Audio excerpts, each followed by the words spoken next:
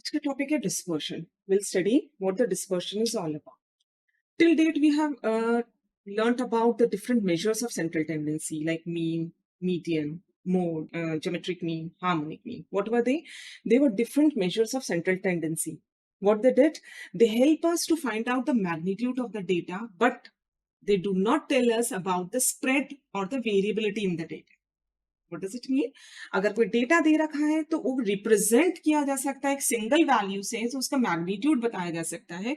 But अगर किसी ने आपसे पूछा कि डेटा में वेरिएशंस कितने हैं, तब हमें measures of central tendency help नहीं कर सकते. Then it comes the role of dispersion.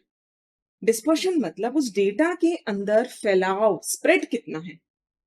Data clustered है या डेटा स्कैटर्ड है, इस चीज को मेजर करने के लिए हम पढ़ते हैं dispersion.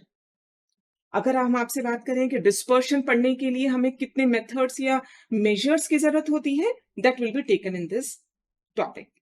As per the definition हम बहुत सारी राइटर्स देते हैं, but we should stick to one और two definitions and it should be quoted in double quotes as it is.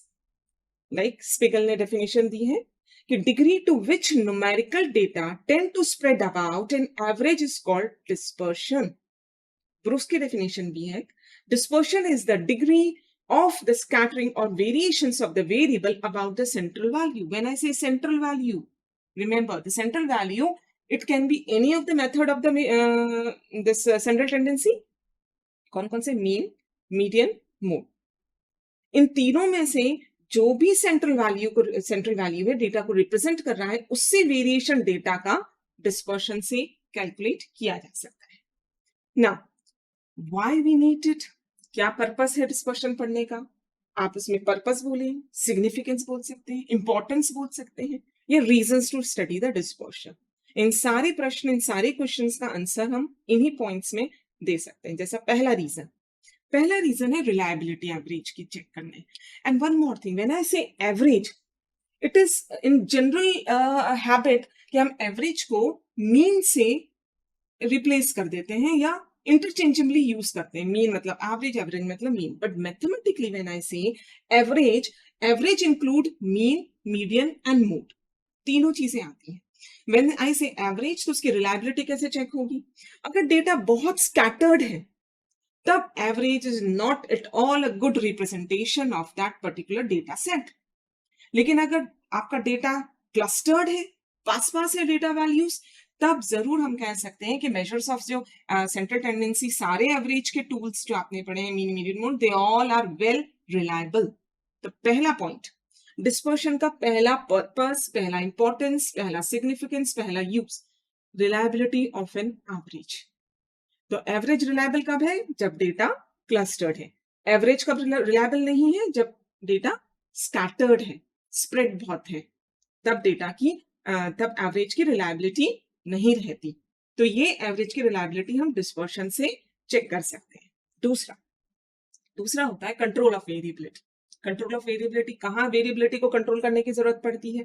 Variability को कंट्रोल करने की जरूरत पड़ती है जैसे production department, medical science, social science, everywhere in the life, all around us we सी.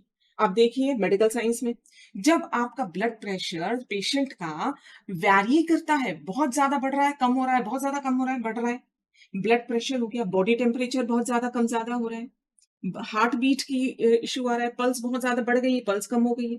तो ये वेरिएशंस जो हो रहे हैं, इनके बेसिस पर डायग्नोसिस होती है, मेडिकल डायग्नोसिस. डॉक्टर डायग्नोसिस करता है कि हाँ, ये वेरिएशन ज्यादा है तो क्या करना है, वेरिएशन कम है, ये स्टेबल है, ये स्टेबल नहीं है. स्टेबल मतलब वेरी नहीं कर रहा है, पल्स सही चल रही है, ब्लड बॉडी टेम्परेचर सही है, बट हार्ट बीट बहुत ज्यादा है, या आपका ब्लड प्रेशर बहुत ज्यादा कम हो रहा है.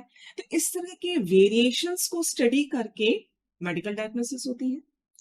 एक और एग्जांपल प्रोडक्टिविटी का ले लेते हैं. प्रोडक्टिविटी में मान ली कोई एक कंपनी है और प्रोड्यूस करती है प्रोडक्ट्स, तो उसकी क्वालिटी को कंट्रोल करने के लिए उसमें क्या चेक किया जाता है? वेरिएशंस. अगर वेरिएशंस बहुत ज्यादा है प्रोडक्ट में, तो इसका मतलब क्वालिटी इज नॉट गुड. किसका रूल आ गया? क्वालिटी और इंस्पेक्शन का रूल. या फिर वो कंट्रोल करते, फिर मेजर्स निकालते, रीजंस निकालते हैं, पता लगाते हैं कि वेरिएशंस क्यों हो रहे हैं और ये वेरिएशंस का क्या कारण है, जिससे कि हम इसकी वेरिएशंस को रिमूव कर सके, and then we can control the quality and then we can provide a good quality what is required. one more example, let me take for this second point means control of variability. एक और example आप social science का भी ले सकते हैं कि हम चाहते हैं कि हमारा जो डिस्ट्रीब्यूशन ऑफ इनकम है वो कैसा होना चाहिए, स्टेबल, ज्यादा डिफरेंस नहीं होना चाहिए इनकम लेवल्स में लोगों के, वहां भी वेरिएबिलिटी का रोल आ गया. So in this way we can say the control of variability becomes a basis of many important decisions. second important second significance, second जरूरत डिस्पर्शन पढ़ने की. तीसरा रिजल्ट, जहां हमें डेटा को कंपेयर करना है एक को दूसरे से, तीसरे से, दो या दो से अधिक डेटा सेट को जब कंपेयर करना है, when we need to compare two or more data set, and specifically we use variation. How? If there are two set of data and one set of data is giving you the average same as the other data set, we cannot say which data set is better. We'll use variation. I will take an example and we'll prove it. Fourth and the one, not the least, last but not the least, I would say there are many more significance, but जो हमारे जो important significance है वो हमने यहाँ cover किया. Fourth, to facilitate the use of the statistical measures. क्या मतलब है?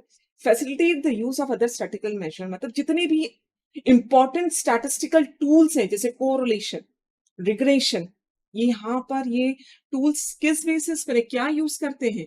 वेरिएशन यूज करते हैं. डिस्पर्शन के जितने मेथड्स हैं, standard deviation, mean deviation, most probably standard deviation use होता है. तो हायर मैथमेटिकल फॉर्मूलेज बोल सकते हैं, हायर स्टैटिस्टिकल टूल्स में इनका बहुत उपयोग होता है. तो ये चार मुख्य उद्देश्य सिग्निफिकेंस हमारे डिस्पर्शन पढ़ने के हैं.